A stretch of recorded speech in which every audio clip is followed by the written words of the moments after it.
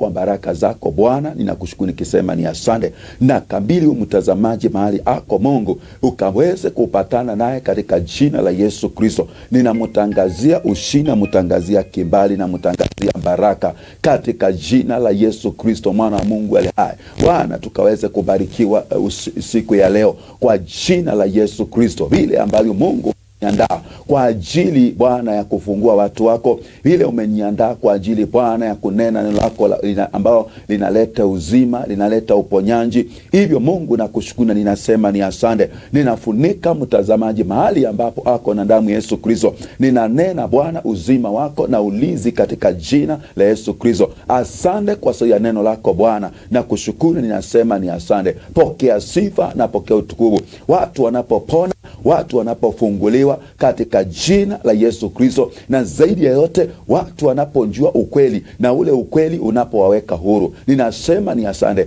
kwa maana ulisema kwamba tutajua ukweli na ule ukweli utatuweka huru. Na ni katika jina kuu la Yesu Kristo nimeomba na nimeamini. Amen. Amen. Barikiwa sana. Karibu sana mtazamaji katika hii runinga Jirani Mwema TV ambayo ni daraja ya ukombozi. Kwa hivyo siku ya leo nataka ya kwamba tukaweze kubarikiwa siku ya leo. Kwa hiyo naomba ya kwamba ukakae tayari, kwa maana siku ya leo Mungu anaenda kunena na moyo wako. Mungu anaenda kunena na maisha yako katika jina la Yesu Kristo, na atanitumia kama chombo. Na vile nimeona watu wakipokea miujiza, nimeona watu wakipona, nimeona watu wakifunguliwa, nimeona watu maisha yao ikibadilika. Najua ya kwamba hata wewe maisha yako itambadilika katika jina la Yesu Kristo. Katika jina la Yesu Kristo. Kwa hiyo hata wewe maisha yako itaweza kubadilika. Kwa hiyo naomba ya kwamba, na wale wananipingia simu, naomba ya kwamba ukinipigia simu tafadhali upinge kupinga, usplash, kwa sababu niko kwa studio. Kwa hivyo upinge, usplash, ama usitume please call me, but pinga kupinga, na tutabarikiwa pamoja. Yes, huwa ninaruhusu ya kwamba unipigie simu, uniambia kwamba unanipata ukiwa uko wapi, ama unanitazama ukiwa uko wapi, ili tukaweze kuwa pamoja, tukaweze kubarikiwa. Kwa hivyo nashukuru Mungu kwa maana ni Mungu mwema na ni Mungu mwaminifu. Kwa hivyo siku ya leo mtazamaji, nataka kufundisha kuhusu evil family altars. Evil family altars ambao ni nataka kuzungumzia evil family. Katika evil family altars nataka kuongea kuhusu family covenants. Evil family covenants, maangano ambayo ni maangano ambayo ina mambaya, maangano ya kimapepo ambayo inakula familia nyingi, inakula maisha watu wengi bila kujua. Unapata kwamba katika maisha yako kile kinaokusumbua ni maangano yaliyofanywa katika familia, ama maangano hayo iko katika maisha yako ambayo ni maangano. Kumbuka ya kwamba kuna maangano aina mbili. Kuna angano ambayo ni maangano ya Mungu, kuna angano za Mungu, na kuna angano na mashetani. Na wakati nazungumzia kuhusu angano za Mungu, unaona kwamba mtu ambaye anaitwa Abraham alifanya angano na Mungu, na ndiposa aliweza kubarikiwa, kwa maana alifanya angano na Mungu, na Mungu akafanya angano na yeye. So unapata kwamba katika maisha yetu bila kujua kwamba tuliingia katika maangano, na maangano hayo ni maangano ya mashetani, na unapata kwamba kupitia yale maangano tunateseka, ama unapata kwamba unateseka, unahangaika, kwa maana uliingia katika maangano. Na ni simbu katika kuingia katika maangano, ama wakati ambapo ninazungumzia kuhusu maangano, I'm talking about, ama ninaongea ama evil covenants. These are covenants made between human beings and evil spirits. Ni maangano ambayo inafanyika ama inafanywa na wanadamu na mapepo. Some people enter into these dangerous covenants without their knowledge. Kwa ufupi nataka kusema ya kwamba wengi ya kwamba wameingia katika maangano haya bila kujua, bila ufahamu wao. Ni mtego. Unapata ya kwamba ilitumika kama mtego, ukaingia katika yale maangano, na wewe hauna habari, wewe haujui. Kumbuka maandiko yanasema kwamba Yesu akasema vizuri kwamba watu wangu wanaangamia, na akasema watu wangu wanaangamia kwa kukosa maarifa. na wakijua ule ukweli utaweka huru. Kwa hiyo siku ya leo ninapoendelea kufundisha ama ninapofundisha kuhusu kufunja maangano haya ama kuangamiza maangano ambayo ni maangano inayotukula katika familia, ni maangano unapata kwamba yale maangano yanakula watoto wako, yale maangano inakukula wewe bila kujua, bila kufahamu. Maangano haya inaingia kwa njia gani?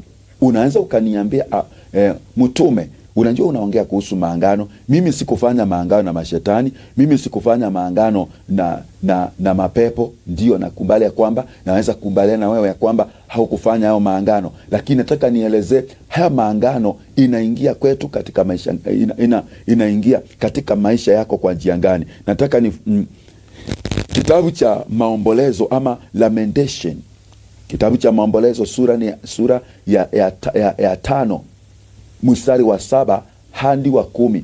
Ukisoma kitabu hicho cha Maombolezo inatueleza waziwazi. Hii huwa ninaielezea watu wengi wanasema mtume, hii sijaijua, hii sijaisoma, lakini siku ya leo nataka uelewe mtazamaji wangu inasema aje. Nataka tusome pamoja ili tuweze kubarikiwa pamoja. Hiyo ni kitabu cha Maombolezo sura ya 5 mstari wa 7. Nitaanza hapo mstari wa 7, na mstari wa 7 inasema, baba zetu walitenda dhambi hata hawako, na sisi tumeyachukua maovu yao. Watumwa wanatutawala, hakuna mtu wa kutuokoa na mikono yao. Twapata chakula kwa kujitayarisha nafsi zetu, kwa sababu ya upanga wa nyikani. Ngozi yetu ni nyeusi kama tanuu, kwa sababu ya hari ya njaa itutekezayo. Kwa hivyo unapoona ya kwamba Biblia inasema kwamba wazi ya kwamba baba zetu walitenda dhambi na hawako. Baba zetu walitenda dhambi. Our fathers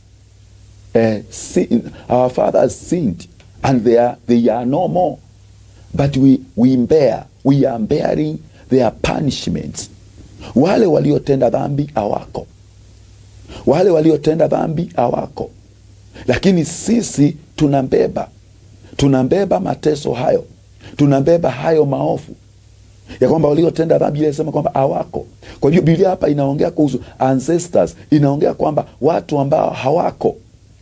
Inaposema baba inamaanisha kwamba mababu, kwa maana Biblia hautaona mahali popote inapozungumzia kuhusu mababu inazungumzia kuhusu father. Baba zetu inamaanisha baba zetu ambao waliokuwa wale walitangulia mbele yetu, lakini saa hii hawako, walikufa ama walifumuzika. Lakini pamoja na hivyo inaweza kuwa kwamba wako pia, inawezekana wengine wako hai, waliotenda hizi dhambi, waliotenda haya maovu. Sasa nataka tuone hayo maovu inayotanjwa ni maovu gani? Yale maandiko yanasema kwamba walitenda dhambi na hawako, na sisi tunambeba maovu yao. Sasa hayo maovu waliotenda, ndio nataka ya kwamba siku ya leo utuyaelewe ni maovu gani waliotenda. Na hiyo tunaiona vizuri katika kitabu cha Isaia sura ya 28. Isaia sura 28, mtazamaji, tunasoma Isaia 28. Naenda haraka, naomba tuende pamoja na kama uko na Biblia yako unaweza kufungua hapo Isaia 28. Leo nitafanya ukombozi, leo nitatambiria watu, leo nitafungua watu. Lakini kwanza tuende katika neno. Kwa Biblia inasema kwamba mwanzo kulikuwa neno. Bila neno hakuna jambo linaweza kutendeka. Yes, Isaiah chapter 28 mstari wa 14 inasemaje? Inasema, basi lisikieni neno la Bwana, enyi watu wenye dharau. Leo nataka tujue hawa watu wenye dharau wanaotanjwa. Maandiko yanasema mulisikie neno la Bwana, enyi watu wenye dharau. watu wenye dharau wanaotajwa ni watu gani? Watu wenye madharau ni watu wenye madharau. Yes, nasema watu wenye dharau, munao watawala watu hawa walio ndani ya Yerusalemu, kwa sababu mumesema tumefanya angano na mauti, tumepatana na kuzimu. Pingo lifulikalo litakalopita halitatufikia sisi, kwa maana tumefanya maangano ya uongo. Tumefanya maneno ya uongo kuwa kimbilio letu. Tumejifisha chini ya maneno yasiyo ya kweli. Hakika Biblia inasema kwamba watu wenye dharau wasikize, ya kwamba wanaosema ya kwamba wenye dharau ni watu ambao wanatawala watu wa Mungu walio Yerusalemu. Yerusalemu kunaishi watu wa Mungu. Unaposikia kwamba maandiko inasema Yerusalemu, inasema kwamba inatanja watu wa Mungu, inatanja wewe, yes, inatanja wewe na familia yako, watu wa Mungu walio katika Yerusalemu. Kumbuka ya kwamba Jerusalem is the holy city of God, is the city of God. Lakini ya kwamba kuna watu ambao wanaotanjwa, Biblia inasema kwamba ni watu wenye dharau, wanaotawala watu wa Mungu. Kwa nini wanawatawala watu wa Mungu?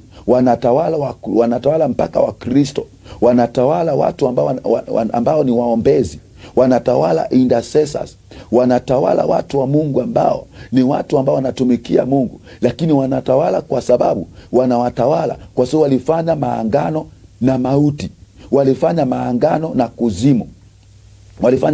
kuzimu. Sasa hawa watu waliofanya maangano, walifanya haya maangano kwa njia gani? Kwa hiyo mtazamaji, leo nataka sasa hapo tuangalie, nataka uelewe, ama nataka kukuelezea uelewe kwamba hawa watu walifanya maangano kwa njia gani. Sasa hawa watu ni watu ambao walikuwa kabla hawakuwa wameokoka, wanakuwa wanamjua Mungu, ambao ni baba zetu. Hawakuwa wanamjua Mungu, na kwa sababu hawakuwa wanamjua Mungu, wao wenyewe walidanganyika, wakaenda wakafanya maangano na mauti, na walienda wakafanya maangano na kuzimu. Na njia hii ambayo walifanya maangano leo, nataka kwamba uweze kuelewa. Hawa watu wanazungumziwa hapa, tuna watu ambao ni watu ambao wanaenda kwa waganga, wanakimbia kwa waganga. Kwa hivyo tunapoona hawa watu, tunaona ya kwamba tuna wale ambao ni babu zetu ambao ni our fathers, our forefathers. Na hao baba zetu wanaotajwa hapa, ama hao baba zetu kuna shida, kwa sababu hao baba zetu hawakuwa wanamjua Mungu, hawakuwa wanajua kanisa. Kwa hiyo kwa sababu hawakuwa wanajua Mungu na Ukristo haukuwa umeingia, wao walikuwa wanadanganyika, na wao walikuwa wanajua kwamba mimi nikienda kwa mganga matatizo yangu itaisha.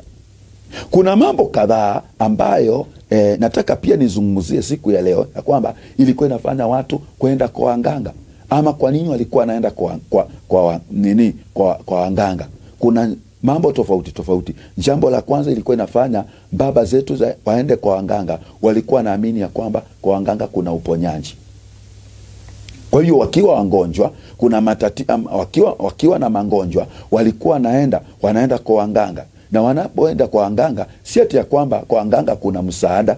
Vile waganga wanafanya siku ya leo, nataka ujue kwamba mganga huwa atoi pepo ya ugonjwa. Kile anafanya ni hiyo shinda inabadilishwa. Yeye atoi pepo, lakini wanaweza kuongea na yale mapepo ya kwamba ile pepo inabadilisha ile shinda, ile matatizo ulikuwa nayo, lakini haiondoi.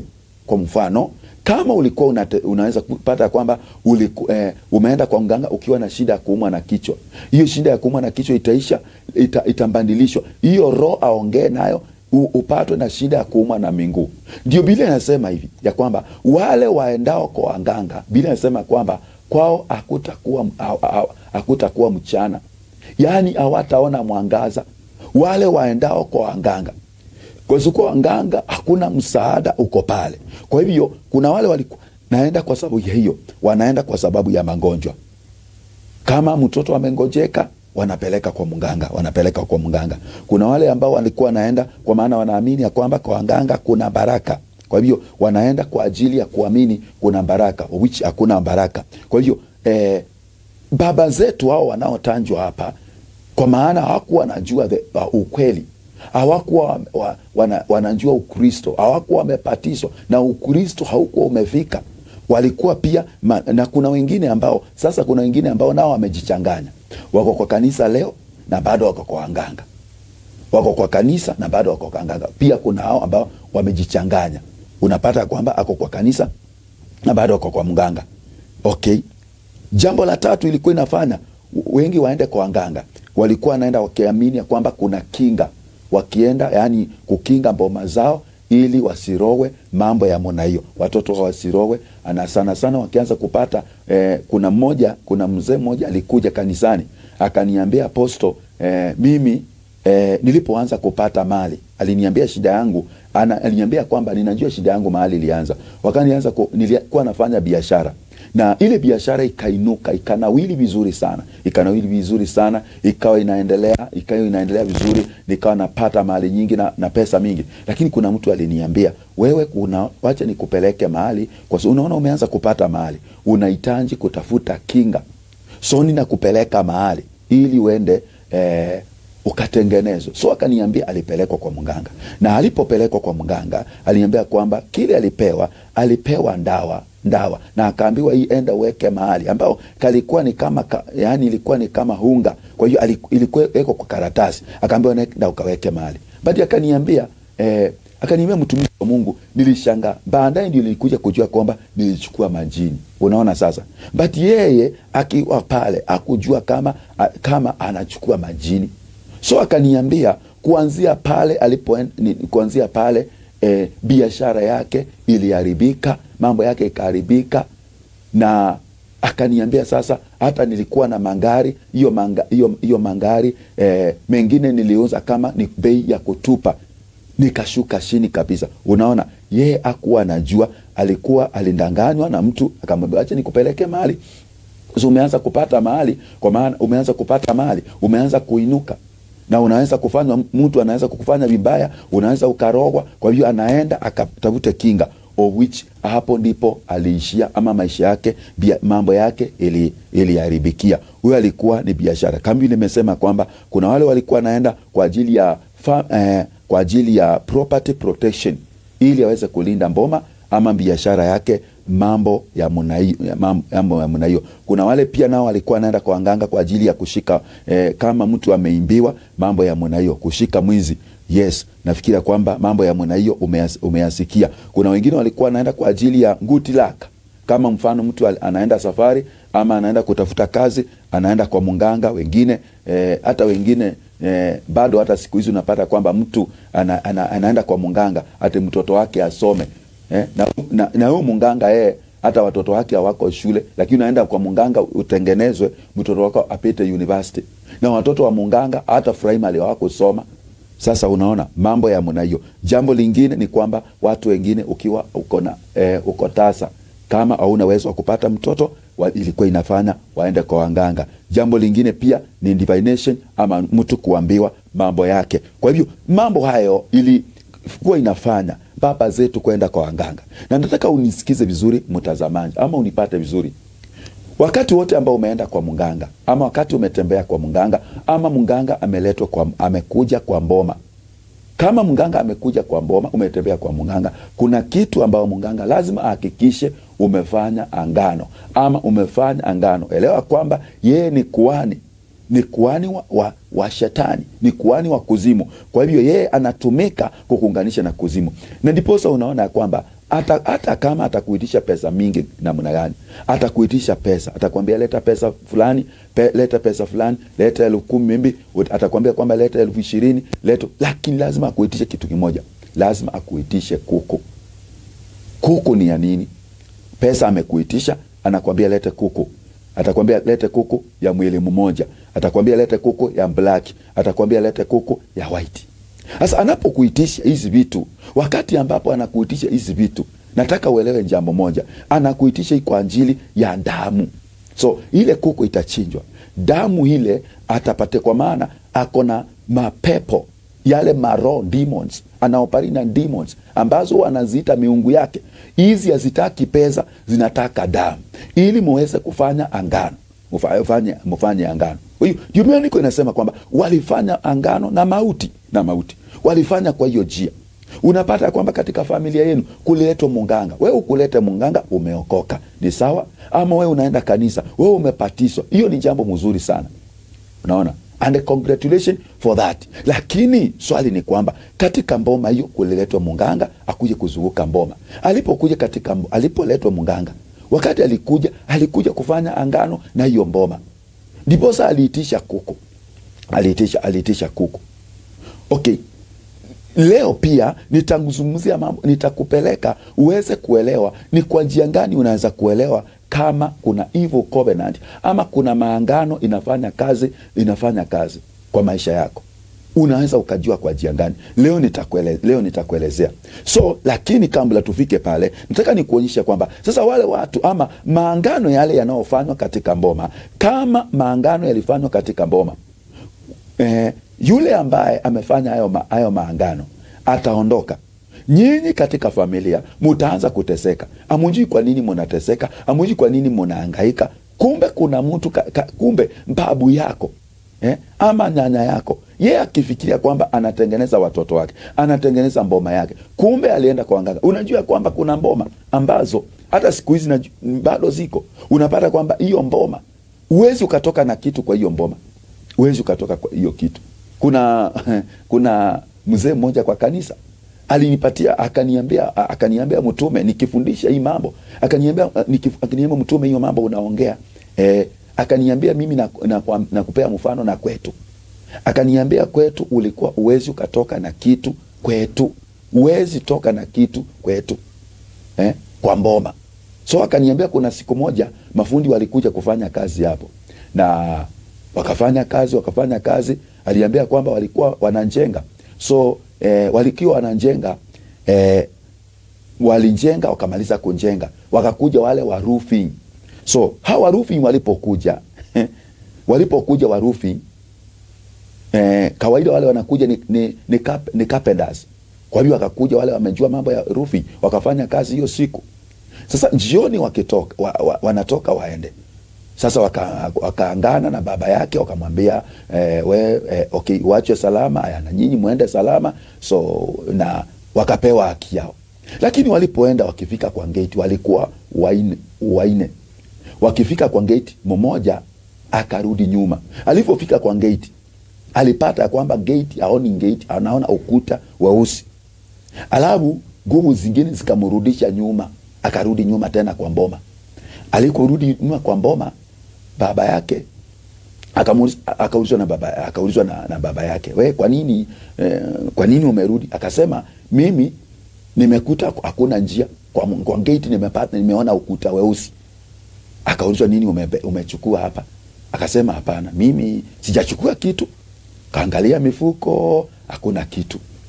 Lakini katika ile ni kuangalia, akaona kwa kichwa yake alikuwa ameweka msumari kwa nywele. Kawaida kuna mafundi, unapata kwamba kuna mafundi wanafanya namna hiyo wakati wanapingilia ambao, unapata kwamba wanaweka misumari ingine kwa nywele, ama wengine wanaweka kwa masikio. Sasa na kuna wengine wanaumanga na mdomo. Sana hao wakutengeneza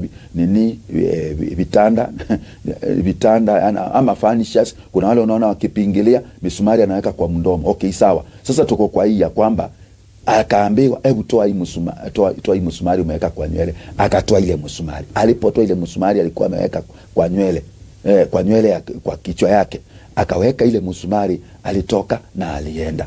Unaona, hizo ndio zinaitwa nini? Zinaitwa kinga. Hiyo ni mboma iko na maangano. Na nataka nikuambie kwamba, ama siku ya leo nataka uelewe na nikuelezee ili uweze na utakubaliana na mimi. Unaona, mboma ambayo imewekwa kama hizi zinaitwa kinga, ambazo hizi kinga huwa wanasema kwamba ni za kulinda mboma ama kuzuia kwamba hakuna kitu kitatoka kwa mboma. Hizi zinawekwa kwa gate, ama ule munganga atakuja, atazunguka mboma. Unaona, unajua Shetani huwa anainga Mungu. Anafanyanga copyright. Vile Mungu vile Mungu anafanya. Kwako anawekanga kwa Mungu anaweka fence. Kama umeokoka na unatumikia Mungu vizuri, unaona, ukiwa kwa Mungu, ukiwa unatumikia Mungu, Mungu ataweka ukuta wa moto. Kwa mfano, Ayubu alikuwa amewekewa ukuta wa moto. Biblia inasema kwamba Mungu alikuwa ameweka ukuta kwa Ayubu, na ninaomba siku ya leo ya kwamba Mungu akaweke ukuta wa moto na malaika kwa vitu zako zile uko nazo, katika jina la Yesu Kristo. Akakuwekea ukuta. Sasa Mungu alikuwa ameweka ukuta, na Mungu anaweka ukuta kwa watu wa Mungu, wale wanatumikia Mungu. Kwa hiyo wale ambao wameweka angano na wao, ama wameingia katika angano na yeye. Abraham, Mungu alikuwa ameweka angano na yeye. Unakumbuka ya kwamba kuna wakati ambao mke wa Abraham, Sarai, alikuwa anataka kuchukuliwa, lakini angeweza kuchukuliwa. Okay, Ayubu the same thing, kwa maana kulikuwa na ukuta. Kwa maana Abraham alikuwa ameingia katika angano la Mungu. Alikuwa ameweka angano na Mungu, na alikuwa amefunja maangano yale ambayo yalikuwa ya baba yake, ambaye alikuwa anaitwa Tera. Kwa maana Tera, baba wa Abraham alikuwa anaitwa Tera, na alikuwa kuhani wa miungu. Kuhani wa miungu siku hizi ni wale tunaita wanganga. Kwa hivyo Abraham akafunja maangano yale, na akaweka angano na Mungu, na Mungu akaweka angano na Mungu. Sasa tunaona naye Ayubu pia alikuwa ameweka angano na Mungu. Biblia inasema kwamba siku ile ambayo watu wa Mungu, wana wa Mungu, walikuwa wanaenda mbele za Mungu, Shetani naye akatokelezea, na Shetani akaulizwa na Mungu ya kwamba umemuona, umetoka wapi? Akasema nimetoka duniani kutembea huku na huku na huku. Unaona, akiingia ndani ya wale ambao ngoma zao ama mali yao haina ulinzi, anaimba na anaharibu. Akaulizwa, umemuona mtumishi wangu Ayubu, mtu ambaye ni mtu mwandilifu, mtu ambaye ni mtu mchaji wa Mungu. Yaani Mungu akampatia ushuhuda wa Ayubu. Mungu anaweza kuwa na ushuhuda wako, unaona, na ni vizuri Mungu anapokuwa na ushuhuda wako, mtazamaji. Okay, Mungu akamwambia Shetani akamwambia, huyu Ayubu akuongopi bure. Akuongopi bure ni vile kwa sababu umembariki na mali, na hiyo katika hiyo mali umeweka ukuta wa moto, umemzingira na umemweka kinga ambao ni ukuta wa moto, fence. Umefence chochote ambacho ako nacho. Kwa hiyo unaona kwamba Shetani alikuwa anapotaka aje anguse chochote Ayubu ako nayo, anapata kwamba kimezungukwa na ukuta wa moto, ama Mungu amezunguka. Kwa maana Mungu wetu ni moto ulao, ni moto ulao. Kwa hiyo Mungu anaulizi. Kwa hivyo ninasema kwamba hapo ndipo unaona kwamba Shetani anataka kutumia hiyo njia, anataka kuinga Mungu. Lakini wacha nikwambie kile kinafanyika, mtazamaji. Na siku ile nimesema kwamba utakumbaliana na mimi. Munganga anapokuja kuzunguka katika mboma yako, amekuwa kuzunguka. Akikuwa kuzunguka, jambo la kwanza anaofanya, kile anafanya pale, anakuitisha damu, ama atakuitisha kuku, ili ile damu, kupitia ile damu ambayo itamwangika, ile kuku imechinjwa, kutakuwa na maangano. Na maangano hayo maangano yale yamefanyika na mashetani. Kumbuka jambo moja, kazi ya Shetani ni kuimba, kuharibu na kuua. Hiyo ndio kazi yake, kuimba na kuharibu na kuua. Hiyo mboma imekanyanga munganga. Nakwambia hiyo mboma haina ndoa, hiyo mboma haina utajiri, hiyo mboma haina masomo, hiyo mboma haina baraka. Baraka zinakuanga zimeenda. Alafu ile ukuta umewekwa pale, inamaanisha je? Ile wakati ambao amezunguka ile mboma, ama ameweka zile, kuna wale huwa wanaweka kwa gate, wataweka vitu hapo. Wakiweka hizo vitu hapo, wanakuambia kwamba nimezunguka mboma yako, nimeweka ulinzi. Kile kimefanyika hapo ni kifungo kimewekwa. Wasichana watazaliwa kwa hiyo mboma hawatapata ndoa, hawataolewa. Kwa nini? Walizungukwa wakae hapo. Nao vijana ambao watazaliwa katika hiyo mboma hawataweza kuoa, hawataweza kuoa. Kwa sababu hakuna kitu kimeruhusiwa kuingia kwa hiyo mboma. kwa hiyo mboma, na lazima hao vijana waoe, na wale wanao wanatoa kainje. Lakini hapa mboma iliwekwa nini? Iliwekwa ulizi, iliwekwa kinga.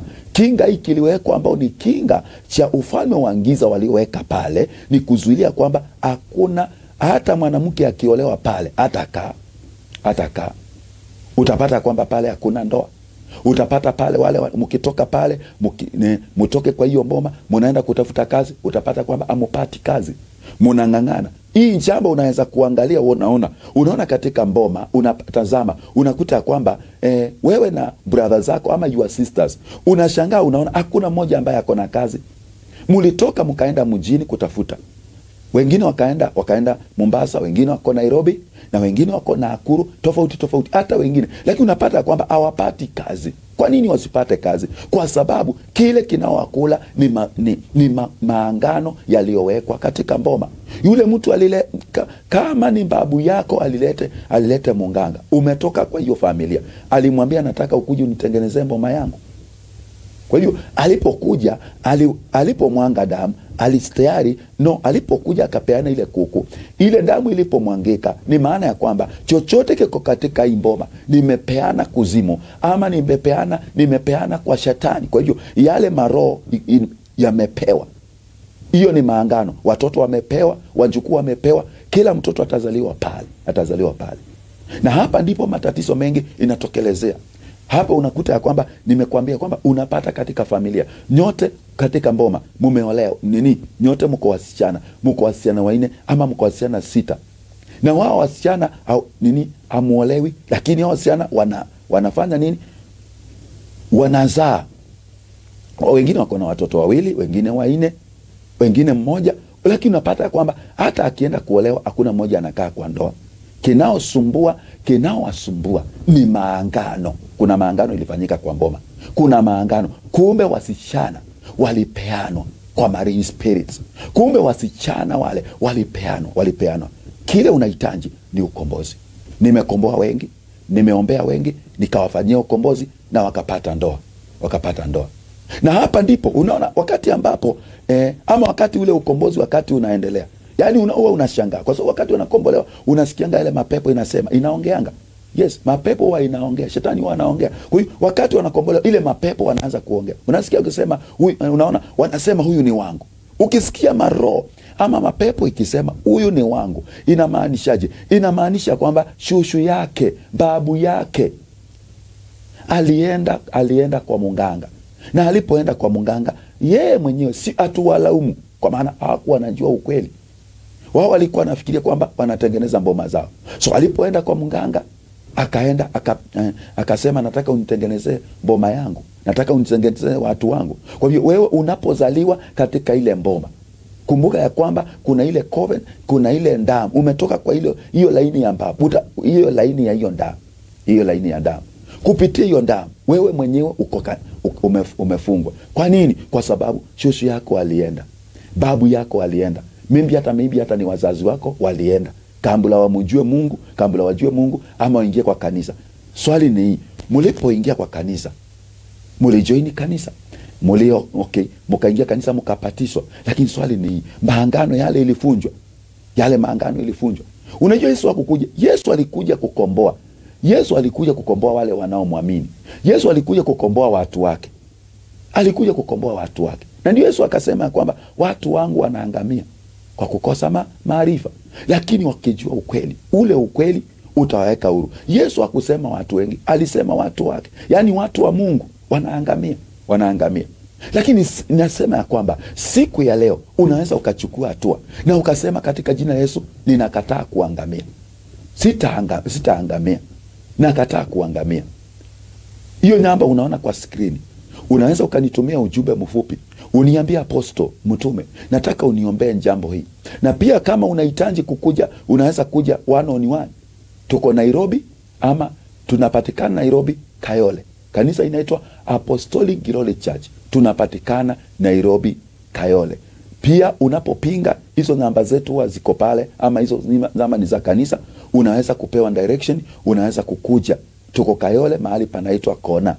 Na kama wewe ni mgeni, unaweza kuwa ni mgeni Nairobi, unaweza kuwa wewe ni mgeni maybe Kayole, ujui kanyanga Kayole, diposa hizo namba huwa ninaziweka pale kwa ajili undirectiwe vile unakuja. Kwa mfano, kama unataka kukuja kwa kanisa kutoka town, OTC unachukua ngari hapo ambao ni 1960 na uambie ambao zinakuja Kayole ziko OTC. Kwa hivyo zile ngari zitakulete forward. Hizo ngari zitakulete hadi Kayole. Ukifika ukiwa kwa hizo ngari, mwambie conductor akushukishe stage inaitwa Kona Kayole. Hiyo ukifika hapo, sisi tuko hapo ukiwa hapo si mbali, ukiwa Kona uko karibu sana na kanisa. Lakini kama wewe ni mgeni, huwa anasema kwamba unaweza ukapinga simu hiyo namba, alafu unachukuliwa hapo stage. Kuna namba za watenda kazi ambazo huwa hawafungi 24/7, huwa hawafungi hizo simu. Kwa hivyo unaweza kupinga simu, mwambie mimi nataka kuja kuona mtume, nataka kuona mtumishi wa Mungu aweze kunisaidia. Kwa sababu unaweza kuteseka na bado uko kwa kanisa, unaenda kwa kanisa, unatoa sadaka, unatoa fungu la 10, lakini unateswa na kitu kinaitwa maangano. Wacha nikupatie ushuhuda mmoja kwa siku moja. Jambo moja ushuhuda mmoja. Ushuhuda ilikuwa huyu ndugu alikuwa ameoa na mke wake alikuwa na shida alikuwa na shida ya kungojeka kila wakati. Yani huwa inaitwa frequent diseases and sickness. In fact, ni watu walikuwa wanafanya biashara na that family was fair and working. Lakini mke wake alikuwa na shida. Huo ni mwaka wa 2011. So alikuwa na shida ambao shida alikuwa nayo ni kungojeka. Na walikuwa wameokoka. Huyo ndugu alikuwa ameokoka, ama mzee wake alikuwa ameokoka, na pia mke wake alikuwa ameokoka. Na walikuwa wanaenda kanisa. In fact, hata mke wake alikuwa anaimba praise and worship. Na mzee wake naye alikuwa elder wa kanisa, ambaye alikuwa amejitolea sana kufanya kazi ya Mungu. Sasa siku moja nilikaribishwa kwa kanisa, ama mahali ambapo alikuwa anashiriki. Kuna siku moja pastor akanikaribisha hiyo kanisa, nikaenda nikahubiri, na wakati kuwa na umbiri, baada ya kuhubiri kukawa na mighty deliverance, yani ukombozi. Kukawa ile inaitwa kifumbi cha ukombozi mkali sana. Watu wakafunguliwa, watu wakakombolewa. Sasa mbanda ule mzee akaniita pembeni. Kwanza akaongea na pastor. Akamuuliza naweza kuongea na mtume? Kwa maana mimi nilikuwa hosted, nilikuwa naenda tukuhubiri. Kwa hivyo naweza kuongea na, akamwambia ni sawa, enda uongee na, unaweza kuongea naye. Na akaja akaniambia, mtume, wewe ndio nimeona uko na kitu kile kinaweza saidia nyumba yangu. Nikamuuliza shinda ni gani? Akaniambia okay, mke wangu hata nimemwacha akiwa mgonjwa, hakukuja kanisa hiyo siku, ilikuwa on Sunday, but yako amekuja kanisa. Akaniambia mke wangu ako na shida ya kungojeka, na ile inaitwa nose bleeding. Kila wakati nose bleeding. Hii ni jambo moja pia ukiona kuna a lot of nose bleeding, kila wakati nose bleeding, na unapoenda hata hospitali ile shida ionekani shida ni gani. Unaona, hiyo ni dalili moja ya kwamba your family kuna evil covenant, kuna demonic covenant ziliofanywa na watu walioko nyuma. Lakini okay, so wacha nifupishe kwa kusema hivi. Akaniomba, akaniambia ningeomba uende kwa nyumba yangu, kama unaweza fika kwa nyumba yangu. Nikamwambia ni sawa. So tukaenda na yule pastor, tukaenda kwa nyumba. Unajua huyu ni mzee wa kanisa na pia alikuwa pia deacon, na alikuwa ameshika ile. So pastor akaniambia sasa wacha tuende tupitie hapo. So tukaenda tukapitia kwa nyumba yake. Tulipofika tukapata kwamba mke wake amelala. Nikaanza kumuombea. Nilipoanza kumuombea yale niliona hapo, mimi niliona kitu siyoiona. Yale mapepo ikaanza kuongea. Nikauliza, nyinyi ni kina nani?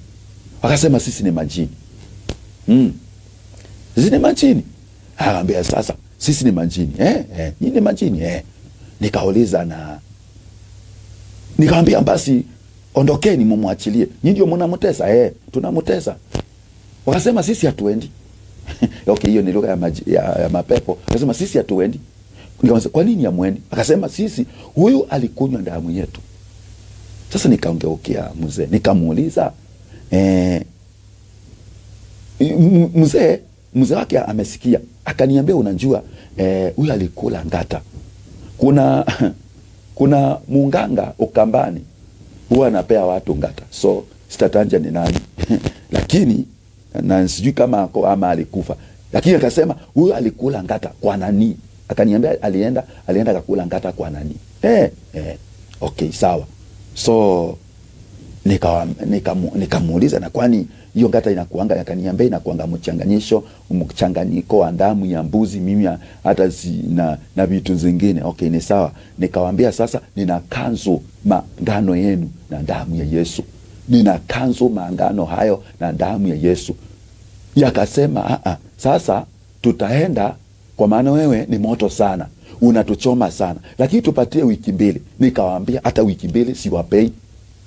Wakasema hapana, basi tupatie wiki 1. Nikasema hata wiki 1 siwapei, mnaenda saa hii.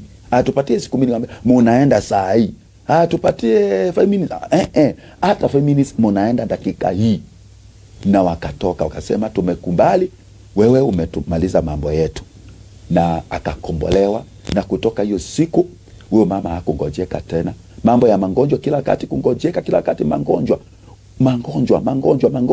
ambaye ni familia, nimekuambia ilikuwa very hard working. Mpaka huyu mzee alikuwa mpaka hata ameanza kuona. Unajua saa nyingine unaweza kuona mtu anakaa na ngojeka. Unajua alikuwa saa nyingine anaona kama mke wake anajifanya, anamwambia wewe ni kazi utaki kufanya, juu alikuwa anamwacha kwa biashara, kwa nduka, na yeye alikuwa anafanya kazi kwa company. So kuna mahali alikuwa anaenda kwa company, anamwacha. Sasa akimwacha anapata kwamba hakuna kazi anafanya, hakuna nini, kila wakati anasema si kichwa, hiyo wakati mwingine ni miguu, hiyo wakati mwingine ni tumbo inauma. Unaona mambo tofauti. Yani unapoona mambo ya namna hiyo, mtu akiwa na shinda na namna hiyo, yani leo ni miguu, hiyo siku ingine ni kichwa kinauma, hiyo sijui ni tumbo, hiyo siku ingine anasikia vitu vinatembea kwa mwili, hiyo siku ingine, yani unaona kila siku kuna mahali ambapo panamsumbua. Yani kama hiyo shinda inaama, yani ni kama hiyo inaama, kama si miguu ni hii, kama sio hii ni hii. Ni maangano, ni maangano. Alikombolewa kabisa.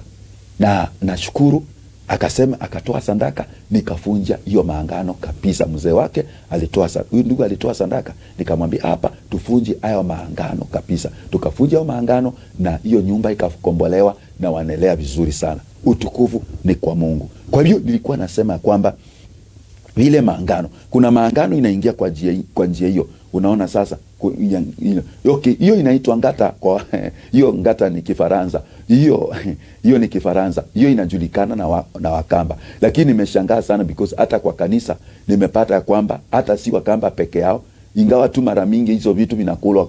Okay, hizo zinakulwa Ukambani. Nimeshangaa sana, nimepata kwamba hata Wakisii wanajua hiyo mambo. Ni vile hawanjui vile inaitwa.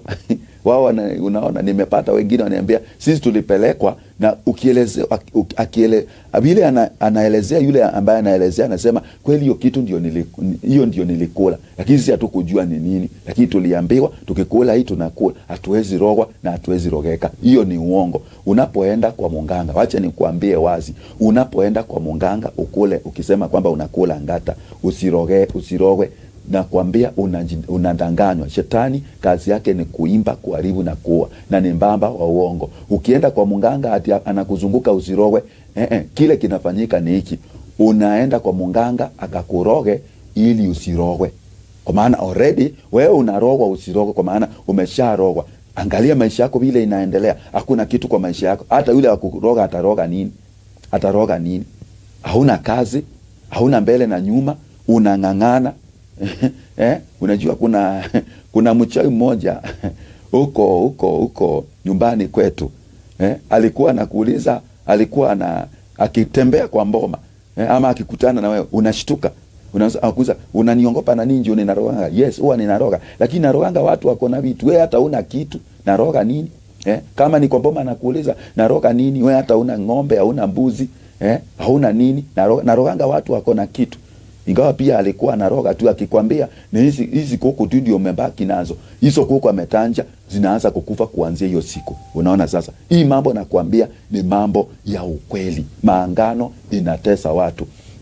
Maangano inatesa watu. Sasa kila upande utapata kwamba kuna maangano tofauti. Unaona sasa, kuna wengine wanaingia maangano kupita mazishi. Yaani utapata kwamba ile inaitwa traditional burials. So unapata kwamba zile burials ceremony vile zinaofanywa, hayo ni maangano. Unapata ni maangano. Yaani ya kwamba vile imefanywa, kumetumika hizo mila pia zinasababisha maangano na mauti. Na unapata kwamba kupitia ile maangano katika mboma ile kulifunguliwa mlango wa watu kukufa premature death.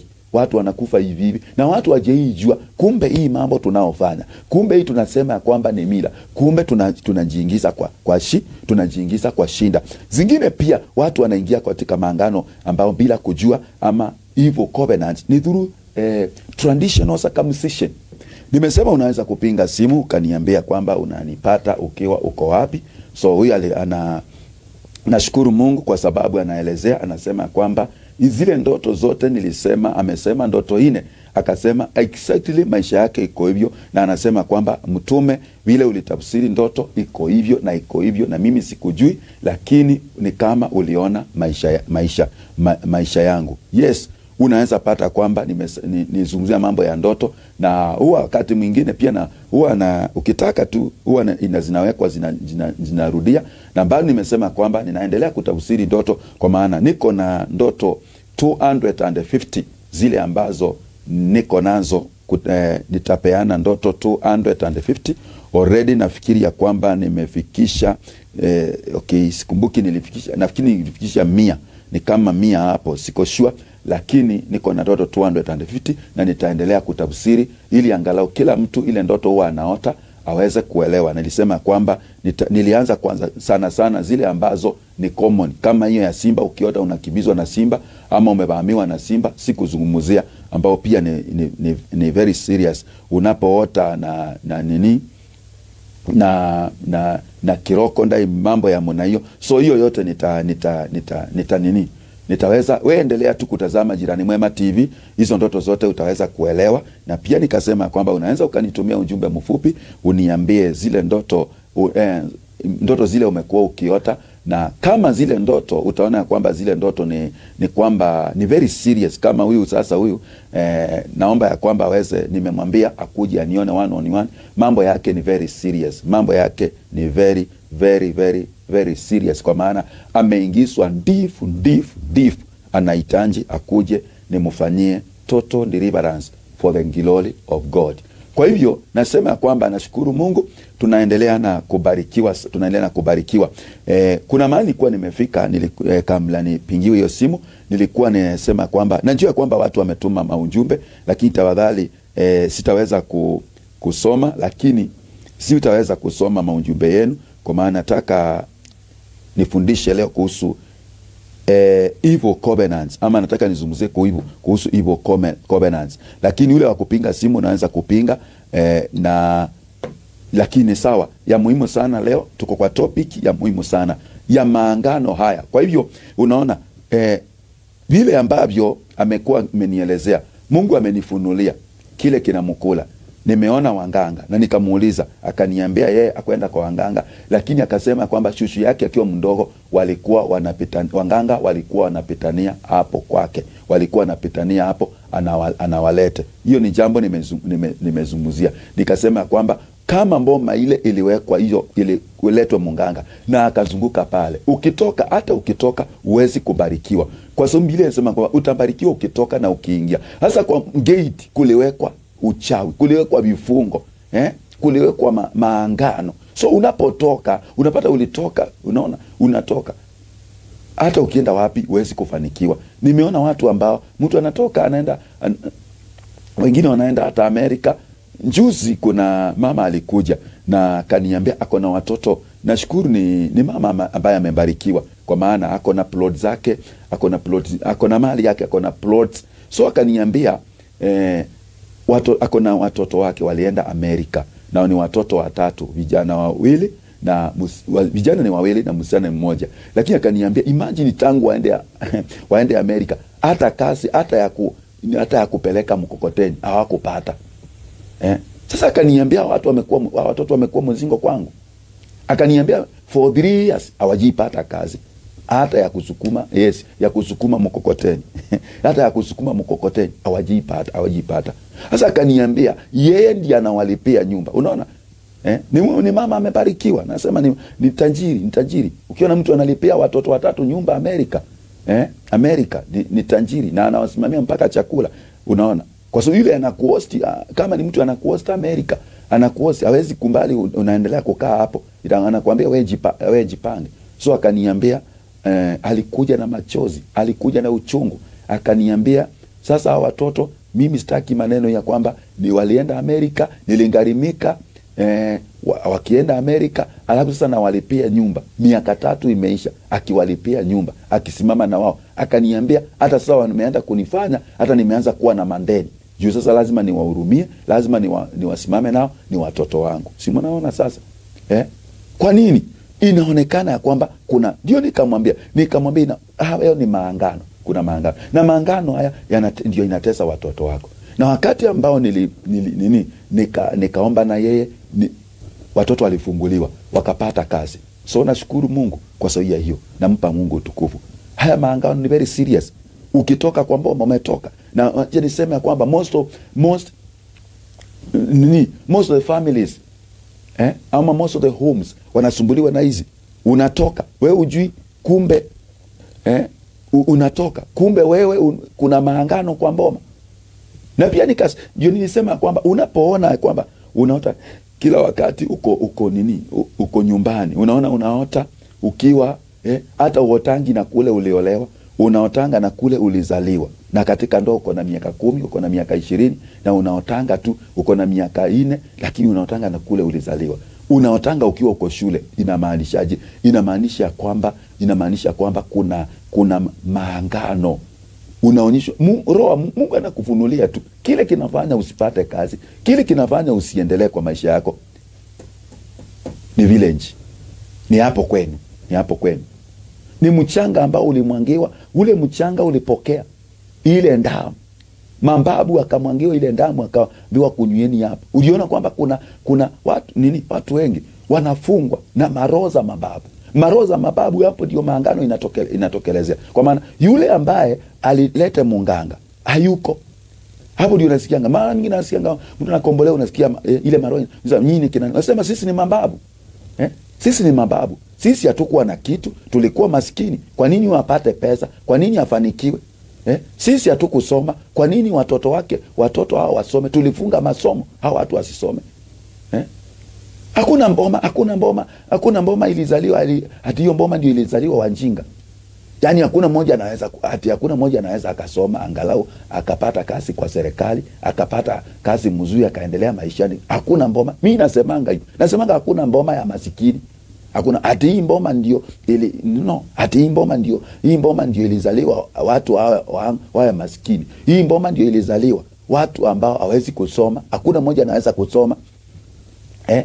Asome aende university. Asome apate, unaona, ambaanda hiyo hakuna mmoja anaweza kupata kazi, haweza pata kazi. Unapata kwamba wazazi waliwasomesha vizuri sana, wakiwa na matumaini ya kwamba mtapata kazi, wakiwa na matumaini ya kwamba mtawasaidia, lakini mlisoma hizo mabaru wote hamuna kazi. Evil covenants. Unaweza ukachukua muda. Mimi wanasema hata kama uko Mombasa, mimi wanajua saa nyingine wanashangaa sababu mimi nashangaa mtu ananiambia unajua apostle, mimi unajua niko mbali. Na maana anasema ako mbali, anasema ako Machakos, yako Kitui. Lakini watu wanajitolea. Mimi naona watu wakikombolewa. Na ninapoongea mambo haya, wengine ni mashahidi wangu. Wewe kanisa mahali unaenda unasema ni mbali, lakini tunapoongea ukweli, ninapokuambia ukuje unasema hapo ni mbali, unaniambia kuhusu fare. Lakini mtu anatoka hapa anaenda Tanzania kwa munganga. Mtu anatoka hapa anaenda anaenda Uganda kutafuta munganga na mambo tofauti, na akienda atangarimika. Hapo ndipo Yesu alisema, akasema watoto wa giza wako na hekima kwa mambo yao kuliko watoto wa nuru. Watoto wa giza. Kwa maana ule mtu akijua mahali ambapo atasaidika, atangarimika, atauza hata kama ni ng'ombe. Mimi nakwambia uuze ng'ombe. Atauza hata kama atauza mbuzi. Atauza, wengine hata wanauza shamba. Nimesikia kwamba mtu anauza shamba. Anasema mimi niliuza shamba. Naona watu wakikombolewa, ule mwenye kumfunga anasema shamba yangu haiwezi enda bure. Shamba yangu haiwezi enda bure. Niliuza shamba yangu nikafunge hii familia wasiendelee. Mimi nasema kwamba Mungu asaidie sana. Lakini sisi wa Kristo yani hata mahali kanisa ni mbali. Huko ni mbali. Huko ni mbali. Sawa. Lakini mimi nakwambia wale watu ambao ama wale maandui wanapingana na wewe wako tayari kwenda mbali sana na wauze mahali yao wakumalize. Wahakikisha hutaona nuru, hautaona mwangaza, hautaona mwangaza. Wahakikishe watoto wako hawataona mwangaza. Wahakikishe watoto wako hawatasoma. Ufalme wa Mungu unatekwa na nguvu, na walio na nguvu watateka na nguvu. Ni wakati wako useme enough is enough.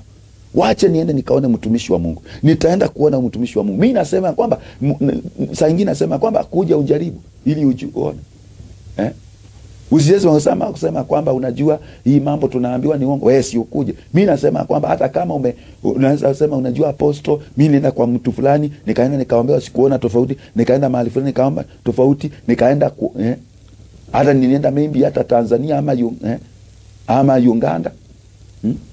Nikaombewa sikuona tofauti. Kile nataka kukwambia mtazamaji, hatukupewa vipawa tofauti.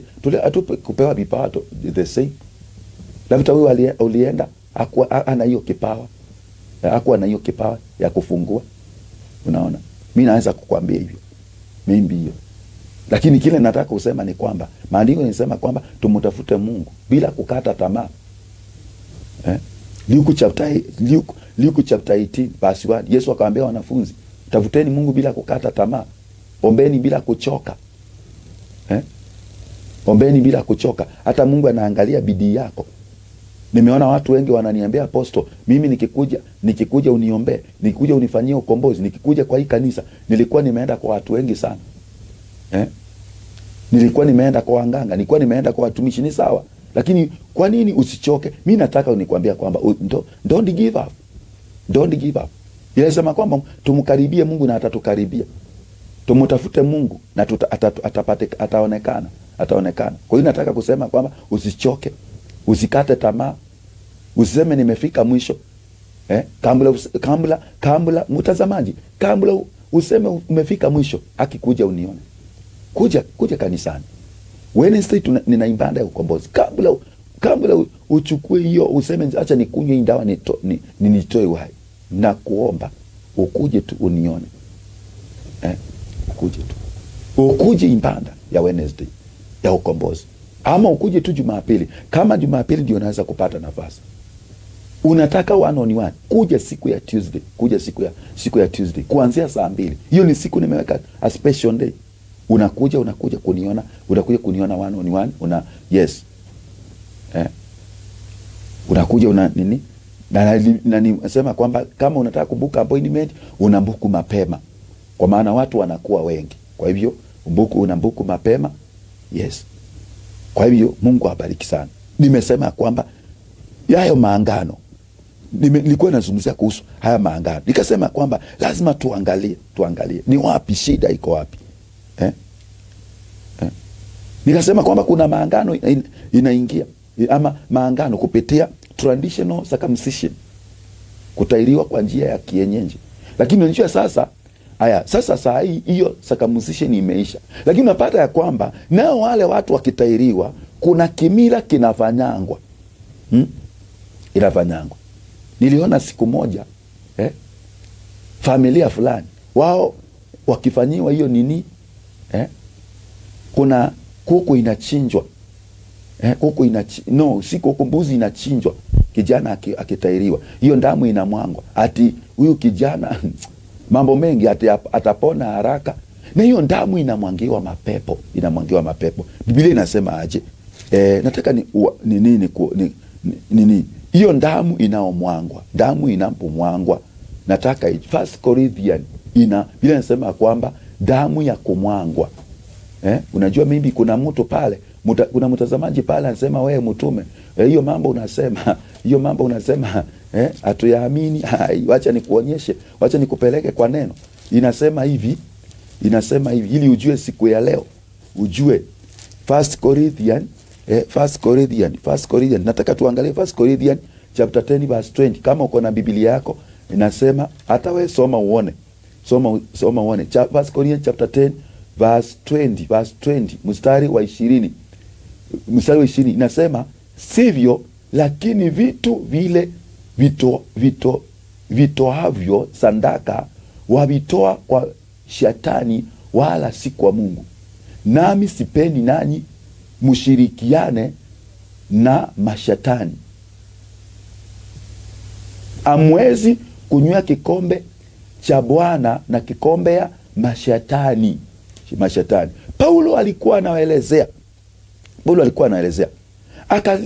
akaonya kanisa, akawambia kwamba kuna wale watu ambao kama ni mbuzi imechinjwa, kuna wale ambao wanachinja, na kuna wale wakichinja ile damu inamwangiwa, wanamwangia mashetani, wanamwangia watu waliokufa, wanasema nani mkule pamoja na sisi, yani. Na Yesu Mungu akasema kwamba ukiona ng'ombe imechinjwa, ukiona mbuzi imechinjwa hivyo, ukiona kungu imechinjwa, kuna watu walikuwa, kwa mfano kama unapata kwamba kama Christmas wanachinja mbuzi, wakichinja ile mbuzi wanasema watu wafami, wanatanja watu waliokufa, wanasema kwamba na tunawashirikisha hii mkunywe, hii tukule pamoja. Elewa kwamba hiyo mbuzi ama hizo nyama zimeshirikishwa mashetani. Kwa hiyo Paulo alikuwa anasema kwamba msiingiane, kwa sababu hizo wanaotoa hizo vitu, wanaomwanga hiyo damu, hawatoi kwa Mungu. Unajua unaweza kuchangia, unafikia kusema kwamba wacha tupatie miungu yetu, wacha tupatie miungu yetu. Siku moja kuna munganga mmoja nilienda kuombea huko kwetu au huko Kitui, na nilipokuwa na muombea, ni miaka iliyokuwa imepita kitambo, I think it was ilikuwa 98, ilikuwa 98. So nilipoenda kumuombea, akaniambia, hao unaita mapepo, akaniambia kwangu ni kama watu. Yeye alikuwa anasema miungu yangu, hiyo ni miungu yangu na ni kama watu. Akaniambia, unaona hizi vitu vilikuwa hapo 7. Akaniambia hii kiti ni ya fulani, hii na hii. Kulikuwa hizi vitu vya kitambo vya mingo 3 za kitambo, zilikuwa zinasongwa. Siku hizi kuziona nafikiri zimeisha, lakini unaweza kuzipata, lakini si rahisi sana kuzipata siku hizi. Unaona hizo vitu zilikuwa kusongwa na ziko na mingo 3. Sasa akaniambia hii ni ya mtu, anawaita majina ya watu, hii ni ya mtu fulani, hii ni ya mtu fulani, hii ni ya mtu fulani, hii ni ya mtu fulani. So akaniambia, hao unasema kwako, okay, yeah, amekumbali aokoke na nichome vitu, lakini akaniambia hizi wewe kwako unasema ni mapepo, unaita mapepo. Kwangu ni kama watu, tunaongea live, tunaongea mundu kwa mundu, yani tunaongea tukionana hivi, unaona. So nakumbuka ya kwamba nikamuombea, na nilipomuombea nikachoma zile vitu. Sasa akaniuliza swali, wakikuja nitawaambia aje? Kwa maana akaniambia kwa mimi kwangu ni kama watu. Nikamwambia kwamba wakikuja utawaambia mmeshindwa kwa jina la Yesu. So aliniambia kwamba hakukuja ile hiyo usiku hakukuja, lakini baada ya siku 3 akaniambia walikuja wale ambao walikuwa wakubwa, lakini wakikuja walikuwa wanamfanyia hivi ya kwamba asiongee, na walikuwa wamejifunika kitambaa cheusi kwa uso, unaona. Juu ukiwa umekombolewa kuna moto wa Mungu, mapepo iwezi kuangalia na wewe. So akamfanyia. So akifungua mdomo akasema walienda na wakaenda kabisa na akakombolewa kabisa. Nashukuru Mungu, akakoka kabisa na anatumikia Mungu. Huyo alikuwa ni mganga hatari sana na pia alikuwa ni mchawi. What am I talking about? Nasema ya kwamba haya maangano iko. Hizi vitu viko. Okay, unapata kwamba kuna wengine unapata kwamba katika nimesema traditional marriages. Ambazo katika traditional marriages utapata kwamba kuna kwingine utapata kwamba kama upande wa Ukambani utapata kuna mbuzi, kuna wengine sio wote lakini kuna wengine wanapata kwamba wanachinja hiyo mbuzi, na wakichinja ile mbuzi ambayo ile mbuzi wanasemanga ya mboga, ile mbuzi ya mboga ama ng'ombe ya mboga, hiyo damu inawekwa mahali, inaenda inamwangwa mahali mtoto katika mbendi room ya wazazi ama in-laws, na kuna maneno inafuatishwa pale inafuatishwa pale. Kwa hiyo wanasema kwamba mara mingi wanasemanga miungu, tunataka miungu miungu ya pande ile na pande hii ikule pamoja. Sisi tukila nao wakule pamoja na wafanye kazi pamoja. Hiyo si miungu, hiyo ni mashatani. Na si unajua wakikuja pamoja na pamoja wakiunganishwa vile watafanya, hiyo ndoa watatoboa, kutakuwa kuna shida. Kwa hivyo hiyo ndoa kutakuwa kuna shida. Utashangaa utaona ya kwamba ndio unaonanga ndoa nyingi baada ya wale watu, baada ya kijana kuoa anafutwa kazi, baada ya kijana kuoa matatizo inaanza kwa ndoa, mambo ieleweki. Kwa nini? Si miungu ya pande ile na ya pande ile iliunganishwa na ikaambiwa ifanye kazi pamoja. Yaani wasiwe wachoyo kwao na wakule pamoja. Hao wakikula nyama au wakule damu na wasikilizane. Sasa hapo mashetani kuna kusikilizana. Wakiunite kufanya kazi pamoja kwa hiyo ndoa, hiyo mboma itakuwa na shinda kuliko hizo mboma zingine. Hiyo ndoa imeanzishwa pale. Hii ni mambo ambayo inafanyika. Kwa hiyo nimesema kwamba hizi mila kupitia hizi mila watu wanajipata katika evil covenants. Kwa maana watu walikuwa okay.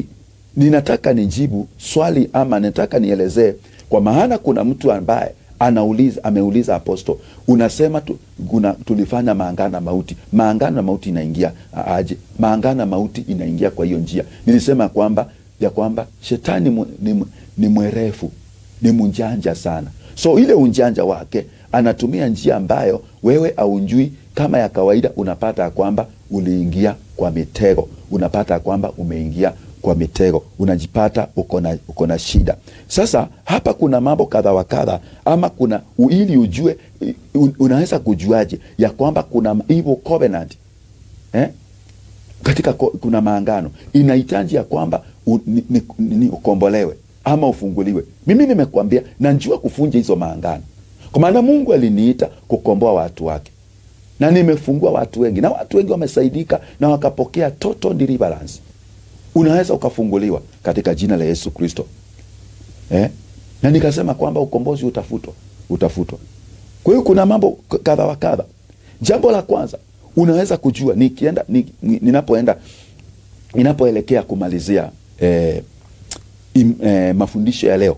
Jambo moja ambao inaweza fanya ama unaweza kujuaje ya kwamba kuna angano ya mashetani katika maisha yako. Kuna maangano ya mapepo. Kuna maangano hayo ndio maangano pia ya mababu. Nimekuambia, unaona mtu akikombolewa, ukisikia mtu anakombolewa, then mtu anayetanjwa alikufa. Unasikia ile mapepo ile inaulizwa, wewe ni nani? Ninaiulizanga, who are you? Wewe ni nani? Inasema mimi, kwa mfano, inasema mimi ni Kimanzi kwa mfano, ama mimi ni Onyango. Nauliza, so baada ya kukombolewa namuuliza Onyango, ananiambia ni babu yangu na alikufa. Inamaanisha kwamba huyo ndiye alifanya maangano yale. Kwa hiyo kuna vile ambavyo imbanda ile nafanyia ule mtu na kata hayo maangano kabisa, na fuja hayo maangano. Ule mtu anabarikiwa, ule mtu anaendelea, watoto wanasoma, wananawili. Unaona? Mambo mengine wanasema kama tungekuwa tunayajua kitambo, watu wengi wangefika mbali sana. Kwa maana kuna watu wengi ambao wanaishi maisha sio yao. Wanaishi maisha sio yao. Nilikuambia unapoota na chameleon, elewa unaishi maisha sio yako. Inamaanisha hivyo. Maisha yako ilimbadilishwa. Chameleon ni kinyonga. Unapoota hivyo, jua kwamba ama ama ukiomba uone kinyonga mbele yako, uone kamilioni mbele yako, inamaanisha maisha unavyoishi sio maisha yako. Maisha yako ilibadilishwa. Maisha yako ilibadilishwa. So njia moja ni kwamba, ama sababu hii ni njia moja ambao unaweza ukajua ya kwamba kama kuna evil covenant ama evil covenant in your family, maangano ambayo ni maangano ya kimapepo. Moja ni kwamba chochote unapoanzisha haumalizi. Chochote kile unaanzanga huwa umalizi. Wewe ni mtu wa bidii sana, uko na bidii sana ya biashara, uko na bidii sana, lakini kuna kitu ambao ukianzisha ujui kile kinafanyikanga. Unaanzisha kitu, hiyo mipango inaachwa katikati, inaachwa nusu. Unaenda unaanzisha ingine, nusu. Kwa mfano, ukianzisha biashara inaanza vizuri sana na inaenda na juu, inafaa juu, yani unaendelea vizuri, lakini inafika miezi 2 hivi 3 inaanza kushuka chini. Ulianza mjengo haukukamilisha.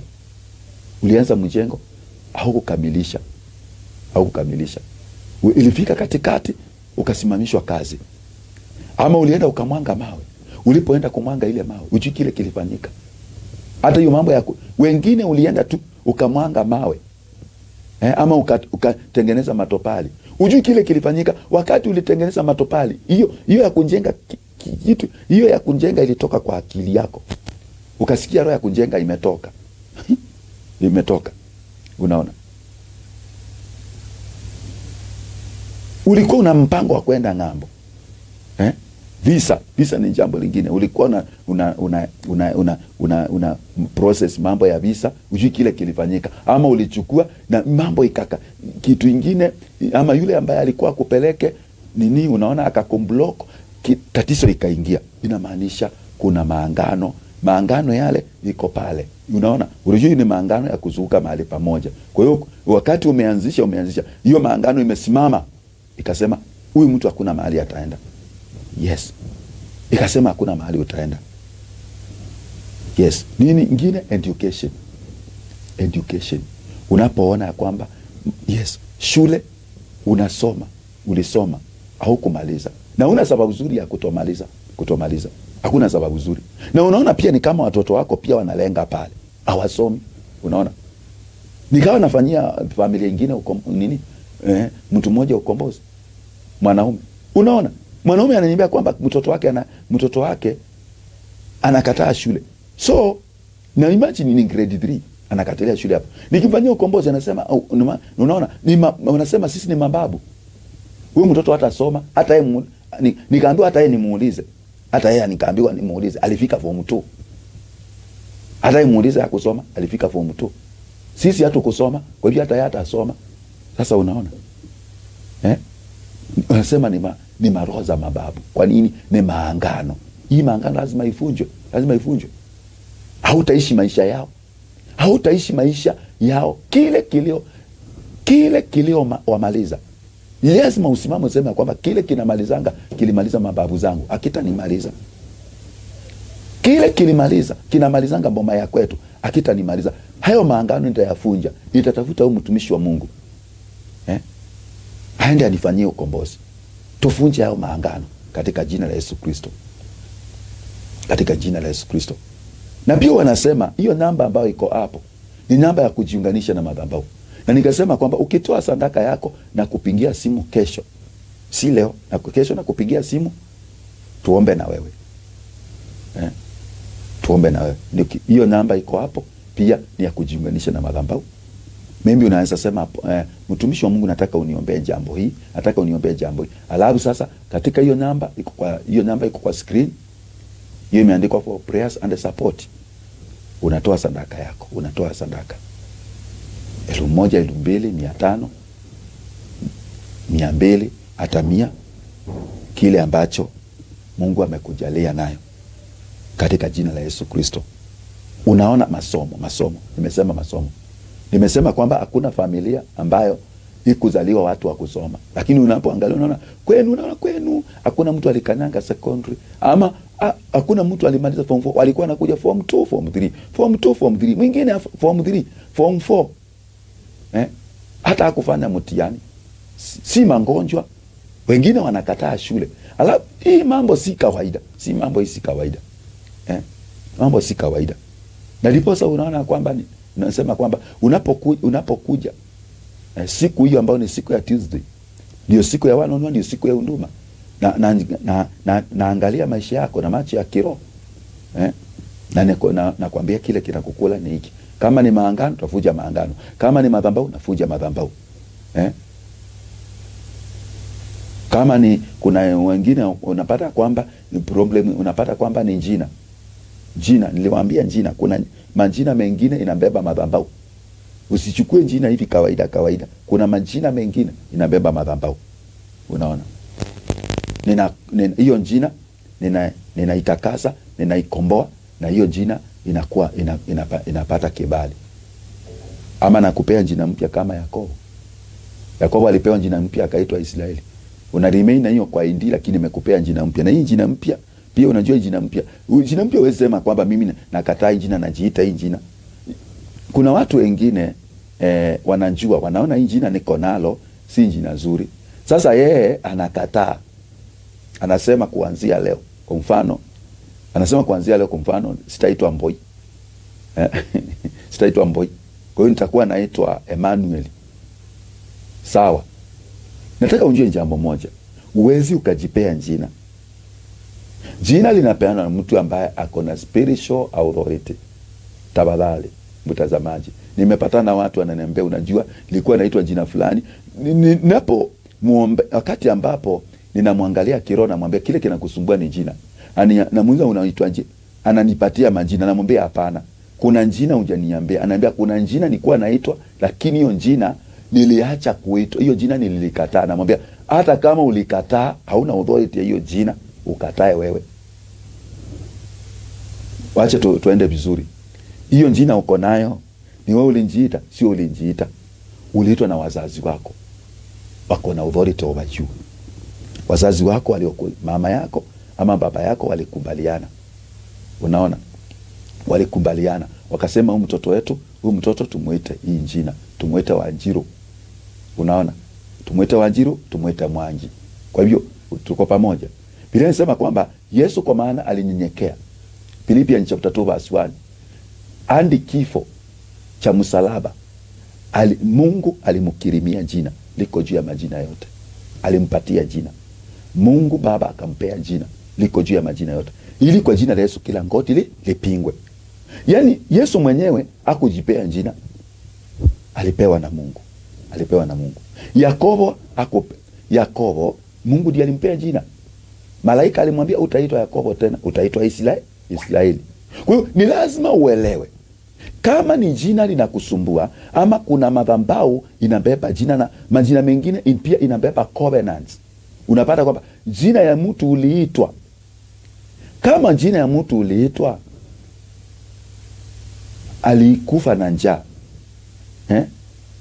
alikuwa masikini, kutoka pale panahitaji neema ya Mungu.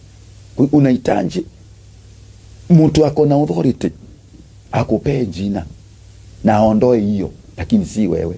Wewe hauna authority ya kuka. Yesu utakataa, lakini spiritual ita remain. Ndiposa wanasema hii jina uliitwa, na njua iko kwa iko kwa birth certificate na labda iko kwa ID. Ni sawa, wache remain kwa ID, lakini kupea spiritual name. Hata Yakobo yake ili remain na baba na mama, lakini Mungu akamuita Israeli, maana yake mbarikiwa. Na ndiposa leo tuna taifa inaitwa Israeli. Taifa imebarikiwa, ni superpower, nchi ya Israeli. Na leo tunasema, ukisema Mungu wa Israeli ashuke, anashuka. Kwa nini? Kwa sababu Mungu alifanya angano, ama Yakobo alifanya angano na Mungu na akaitwa Israeli. Mahali panaitwa Betheli. Mungu awabariki sana. Nashukuru. Nafikia kwamba tunaenda pamoja. Yes, ulienda training au kumaliza. Ni maangano. Ulianza training, maybe ulienda course ya kushona ama course ya tuseme driving ama mechanic, au ukiendelea ukasikia tu roho yako hiyo imetoka, si roho ilitoka, si roho yako ilikataa, ni maangano. Mababu waliona kuna mahali unaenda, unafanikiwa, madhabahu ya mababu. Mungu awabariki sana. Mungu awabariki sana. Nataka ubarikiwe na ushuhuda mmoja tu. Nilikuwa na ushuhuda nyingi, lakini nimeona wacha nichukue nafasi hii nifundishe.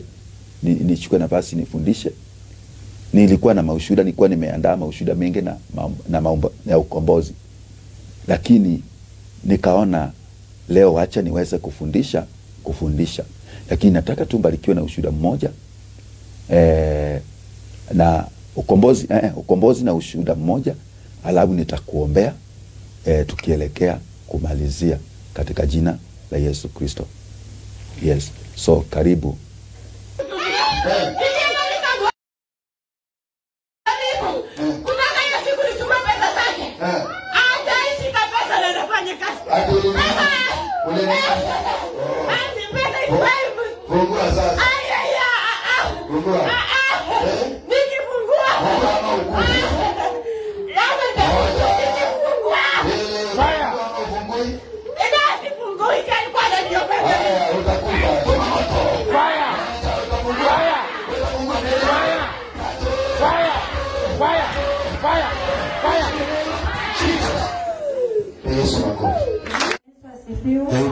Asifiwe tena. Amen. Kwa majina naitwa Catherine. Amen. Mimi nilikuwa hapa Apostle akiombea roho ya wizi ya kuibiwa. Amen. Nilikuwa nimeibiwa pesa, kaibiwa simu. Amen. Apostle akaniambia hiyo simu hata kuitisha, ama venye alikuwa amesema atakata kwa salary yangu hatakata. Amen. Vile nilitoka hapa Sunday, Monday nikaingia job. Mimi nikapata ameacha pesa. Na hizo pesa hata hajafunga hiyo draw. Mimi nilichukua hizo pesa venye zilikuwa hivyo kwa bahasha na nikaingiza kwa draw nikafunga. Wakati aliingia nikampelekea. Akaniambia kuanzia leo hiyo pesa yenye nilikuwa nikukate hiyo 5000 yenye ulipoteza sitakukata. Nashukuru Mungu kwa hii madhabahu. Amenitendea makuu. Jirani Mwema TV, daraja la ukombozi. Mtazamaji, nashukuru.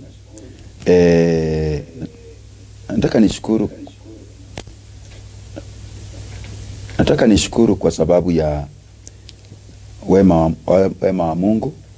Okay, kuna watu ambao hapa angesema kwamba sana ya kwamba kuna maujumbe fulani. Kuna Rosi anasema kwamba tuko pamoja na anasema anabarikiwa sana. Rosi, Mungu akubariki sana. Rosi Irungu, Mungu akubariki sana.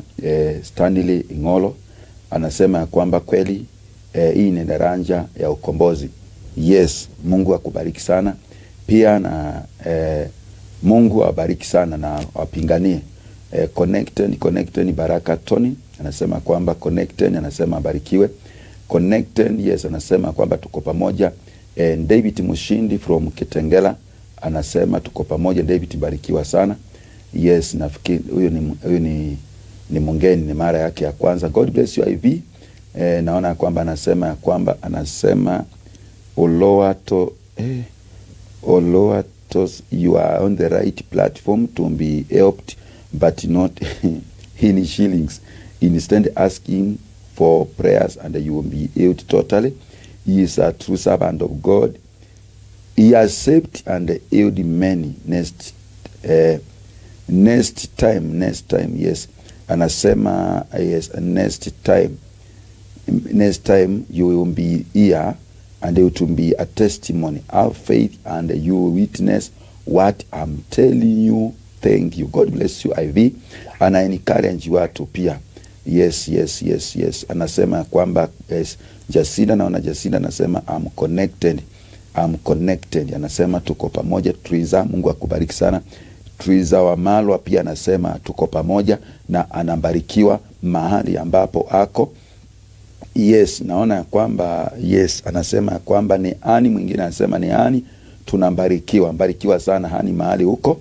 Mungu abariki sana. Yes, kuna mwingine hapa anasema nambarikiwa sana nikiwa Kayole Kona. Mungu akubariki sana. Asante, anasema asante sana kwa mafundisho ya ukombozi. Mungu akubariki sana. Yes, kuna mwingine Mungu akubariki sana. Karo, nimeona matoleo yako. Mungu akubariki. So kuna huyu mwingine pia anasema kwamba praise God ni Chinese, nazidi kufuatilia mafundisho. Yes, kupitia mafundisho maisha yangu yamebadilika, yamebarikiwa.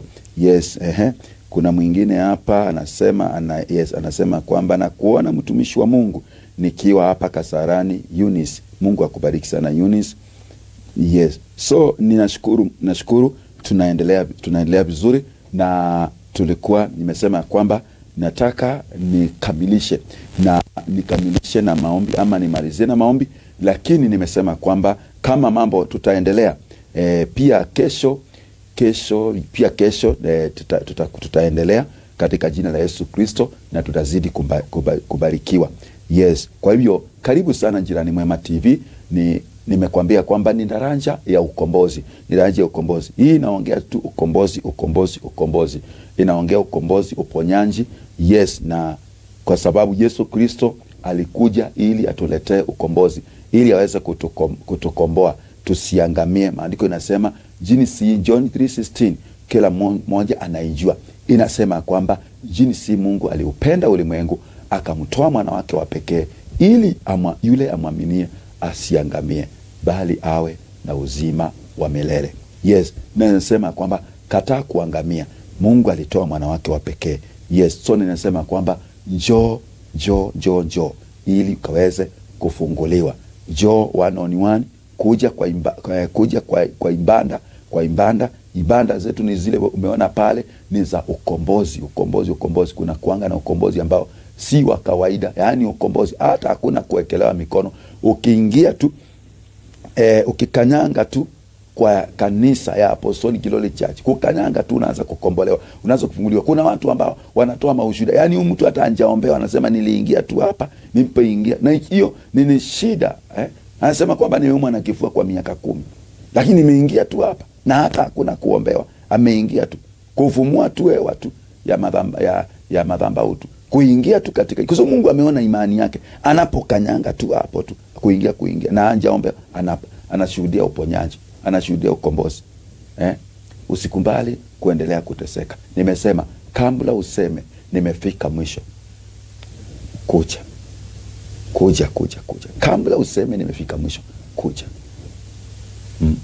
Gharimika kukuja na utasaidika. Mungu akubariki sana. Mungu akubariki sana mtazamaji. Ninataka tuombe. Nataka tuombe.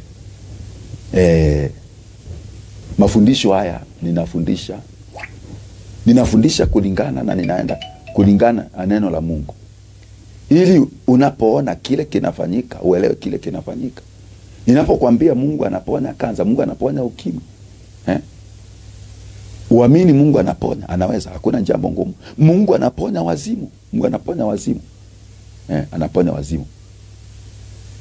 And the true servant of God, kama mtumishi wa Mungu wa kweli, utaona akifundisha. Yesu alikuwa anafundisha watu, anafanya miujiza, anafungua watu, lakini Yesu alikuwa anafundisha. Mtumishi wa Mungu wa kweli atafundisha. Mimi nakanyanga nyayo za Yesu. Alikuwa anafundisha na anafanya miujiza, anakomboa watu. Kwa nini? Kwa sababu Jirani Mwema TV, daraja la ukombozi. Yes. Bwana Yesu asifiwe. Amen. Nashukuru Mungu kwa mafundisho. Amen. Nashukuru Mungu nilipojiunganisha na haya mafundisho. Amen. Yalinifungua na sikupata kufanyia operation, ilikuwa nifanyia operation. Amen. Juu ya bleeding zaidi ya miaka 7. Amen. Lakini baada ya kupata haya mafundisho mimi sikufanyia operation. Amen. Na nikapata kuombewa. Amen. Na nikapona. Amen. Kwa hivyo mimi nashukuru sana kwa sababu haya mafundisho yanafikia wengi sahi. Wale walikuwa wako na shida kama mimi hiyo wakati hawatapitia visu. Amen. Maroho za mababu. Amen. Wa damu. Amen. Amen. Barikiwa sana mtumishi wa Mungu. Asante, utukufu kwa Mungu.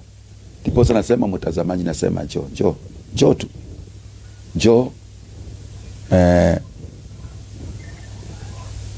Nasema njoo mtazamaji. Chukua siku unateseka, unaumia. Hakuna haja ya uendelee kuteseka. Yes, Jirani Mwema TV. Bwana Yesu asifiwe. Amen. Daraja la ukombozi. Amen. Ni daraja ya ukombozi. Yeah. Unaongea na daraja ya ukombozi. Niambie. Nashukuru sana kwa ajili ya mafunzo. Yes. Kupitia haya mafunzo nilipata uponyaji wangu.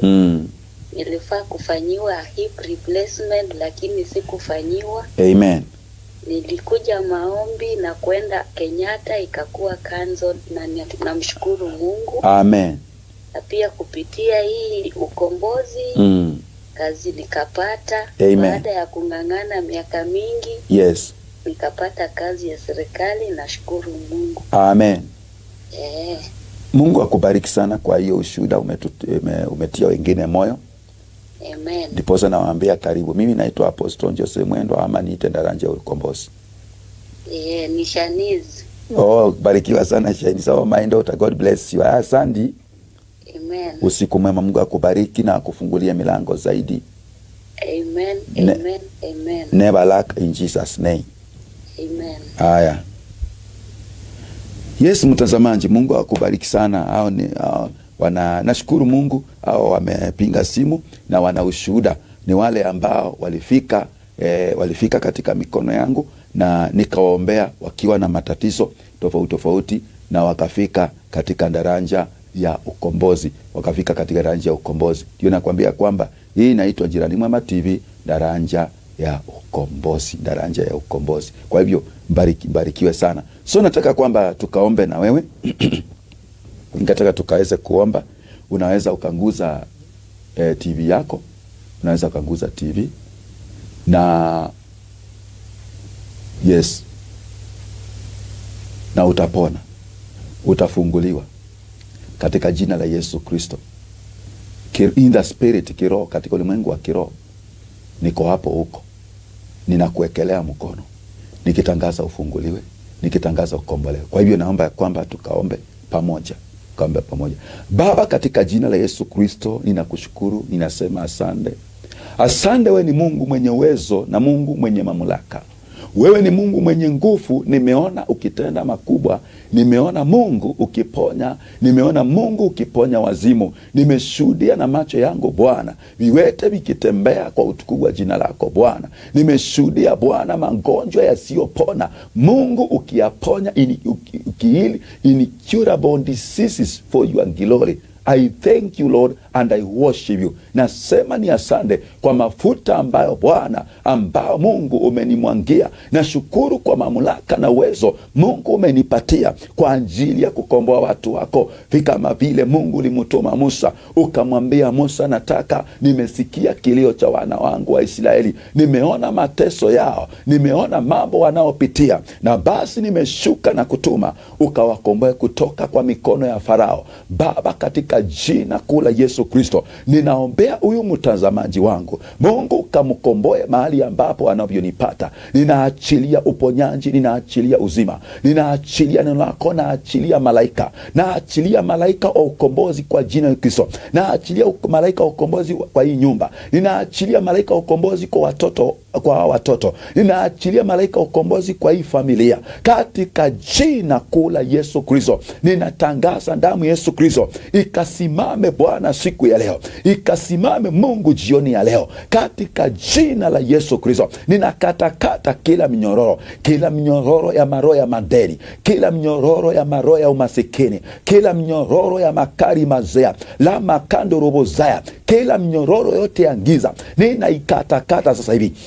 Katika jina la Yesu Kristo, ninafunja maangano Jehova, ninafunja maangano walioweka mababu, ninafunja maangano walioweka Bwana, kwa njia ambayo Bwana ni njia ambayo ya kumwanga damu. Wengine Bwana walimwanga damu, na kupitia damu maangano ikasimama. Wengine walimwanga maji, wengine walimwanga pombe, wengine Bwana walimwanga maziwa. Bataindikilia chochote ambao kilitumika Bwana Mungu wa rehema kusimamisha maangano machafu, maangano ya laana, maangano ya umasikini, maangano Bwana ya kufunga ndoa, maangano ya wizi. Ninaifunja siku ya leo, ninafunja siku ya leo.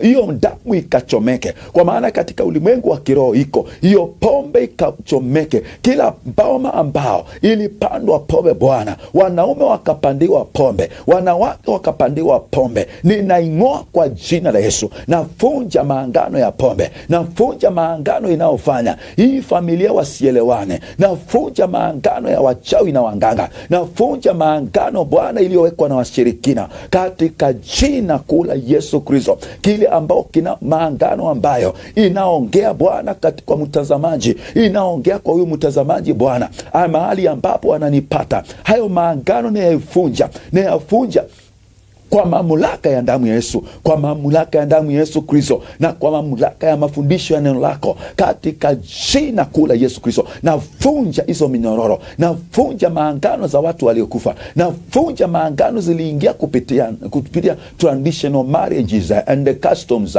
katika jina la Yesu Kristo. Nafunja maangano yaliyoingia kupitia Bwana kwenda kwa wanganga na kukaribisha wanganga kwa mboma. Bwana Mungu aishia milele, nafunja hayo maangano, nafunja hayo maangano katika jina kuu la Yesu Kristo. Na achilia malaika wa baraka, na achilia malaika wa baraka, na achilia malaika wa uponyaji. Kila magonjwa ambayo inafuata mtazamaji, na hayo magonjwa ni ya maangano, demonic makaribazia, rina kalu mazika tena, lohando kataya, I break it now, I break it now, I break it now, I break it now, in the name of Jesus the Son of God. Ninaachilia moto Bwana Mungu shemelele, ila minyori kafunjike, maangano ikafunjike, moto wa Roho Mtakatifu, moto wa Roho Mtakatifu. Kila maangano ninaifunja, ninaikatakata katika jina la Yesu.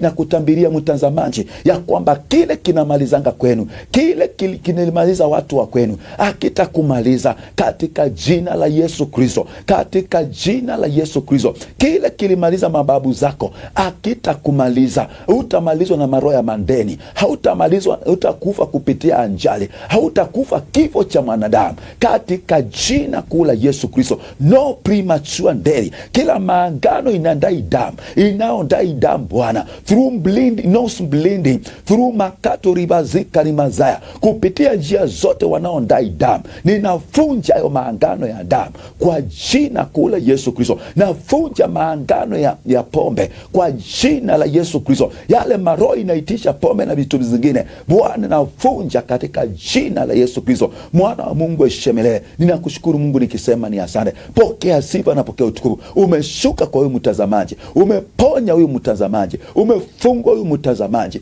umeponya huyu mtazamaji ambaye amengusa TV yake katika jina la Yesu, katika jina la Yesu. Mtoto wake amepona, akapone. Kuna yule amengusa, kwa maana kuna mtu wa familia mgonjwa, Baba natangaza kupitia yeye katika jina la Yesu Kristo, huyo mgonjwa wake akapone. Hawe ni baba yake, hawe ni mama, hawe ni kasi, hawe ni ilosa. Hai, ninaachilia uponyaji, ninaachilia uponyaji, ninaachilia uponyaji, ninaachilia uponyaji kwa jina la Yesu Kristo, mwana wa Mungu aishiye milele. Natangaza urejesho, natangaza baraka, nena baraka.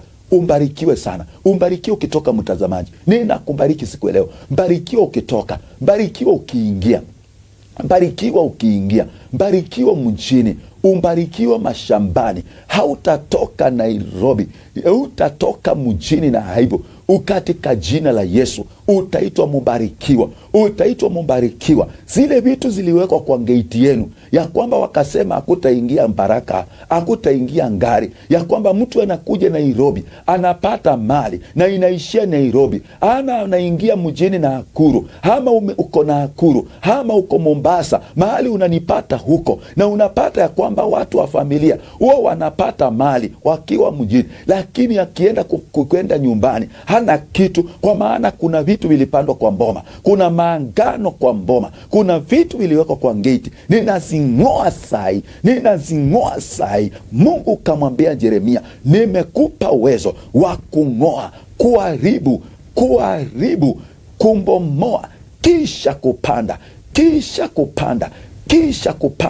na kujenga. Ninatangaza kila maangano ya mapepo ya uchawi na uganga wanakumonita kupitia hayo maangano, waliokuweka juu, wanakutumia magonjwa, wanakutumia umasikini, wanakutumia mapepo inakunyonga usiku, wanakutumia ndoto mbaya, kwa maana kuna maangano, na kupitia hiyo maangano wanakumonita na hiyo maangano. Siku ya leo kwa jina Kristo nimefunja hayo maangano kwa mamlaka ya damu Yesu Kristo na neno la mafundisho. Kwa jina la Yesu Kristo ninasema ni asante. Mungu pokea sifa na pokea utukufu, kwa maana hakuna Mungu kama. Nasema ni asante. Huyu mtazamaji kuanzia leo aanze mwanzo mpya.